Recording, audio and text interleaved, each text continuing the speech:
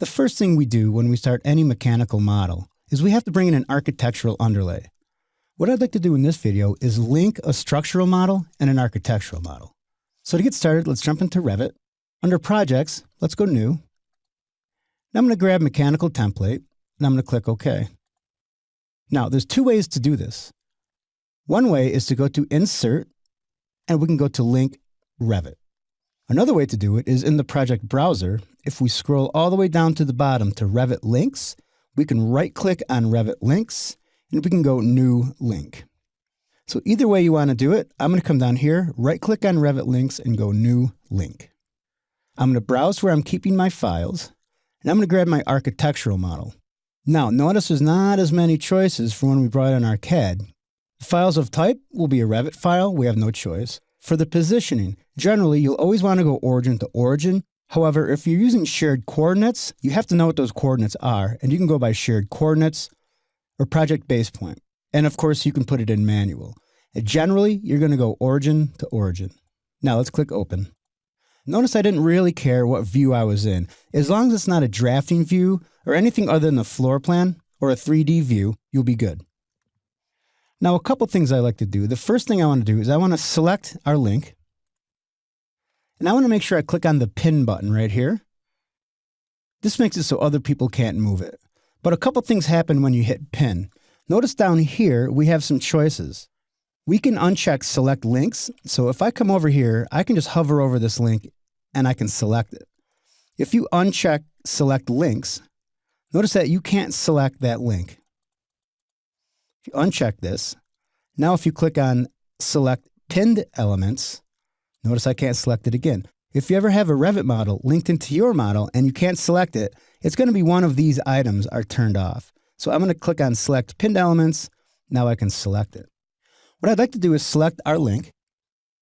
Now under edit type, what I'd like to do is click on edit type right here. Let's make sure under constraints that we turn room bounding on. Now for our reference type, we have one of two choices similar to AutoCAD. We can have an overlay or an attachment. An overlay means that if we link this model into another model, we won't see any links that happen to be in this. If we do it as an attachment, and someone links our mechanical model into their model, they're going to see this architectural model as well. Generally, the rule of thumb, like AutoCAD, is to leave it for overlay. Now, I'm going to look at phase mapping because this is important. If we go to phase mapping and click on edit, luckily we have two brand new models from scratch. But what we're going to have is phases that are in our model and phases from our linked model. So if the architect has a bunch of phases, we have to recognize that and link them with a phase over here. So I have existing and new construction. If I go to phase from link, I can click the drop down and I can choose the phase that I want to link our phase with. I'm going to click OK. I'm going to click Apply. Now I'm going to click OK. Another thing I'd like to look at on links is how it shows up. If we go to Manage, and if we come over to Additional Settings and we click our flyout, let's go down to Halftone Underlay. Now we can change how that appears.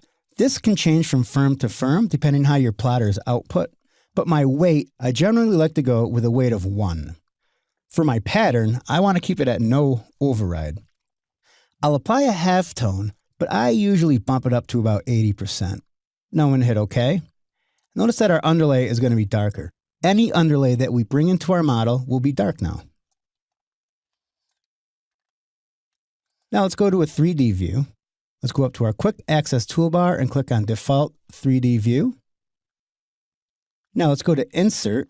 Let's go to Link Revit. Let's grab our structural model. I want to go Auto Origin to Origin, and I'm going to click Open. Now it says the following nested links will not appear because their reference type is set to overlay in the link.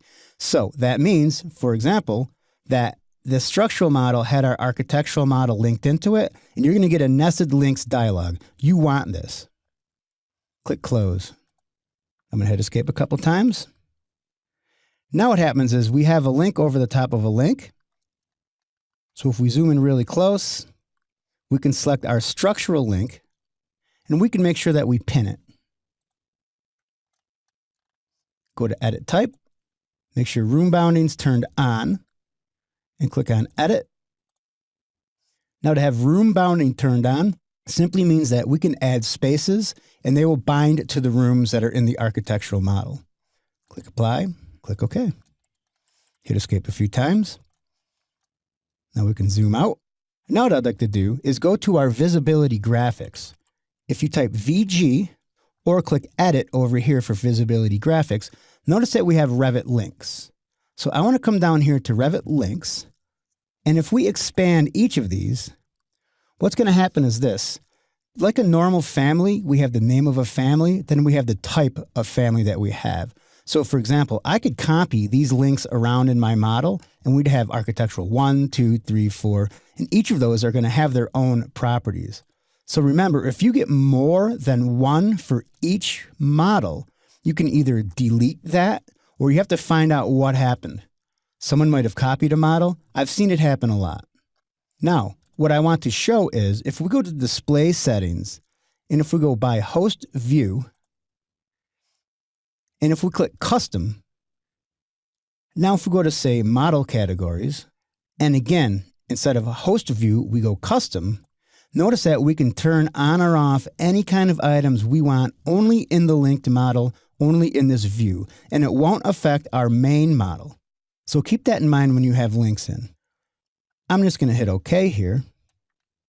I'm going to hit Apply here. I'm going to hit OK. And one more thing you can do with a link that I never really like to do, but you can do it, is you can bind it to your model. So if I come over to my architectural link, and if I select it, I can go bind link. But before I do that, I want to go to manage links. So let's click on manage links. Notice that we have architectural and structural both loaded. They're both overlays. And here's the path that we have. The path is relative, but if you send these models to someone else, they probably will become unlinked. We can reload from, we can unload, we can add another one, or my favorite when I'm in this dialog is I can go to remove. And remember when we linked the CAD model? If we go to CAD formats, and if it's linked, that will show up here. Now, generally, if you link a CAD model, you only want to link a floor plan or that type of item. Don't link details. I'm going to go back to Revit. I'm going to click OK. Now I'm going to select my link, and I'm going to click on Bind Link. I can include attached details, levels, or grids. Generally, I include none of this stuff. I can click OK. It's a huge link, so I'm just going to click No here, but you can click Yes just to see the results.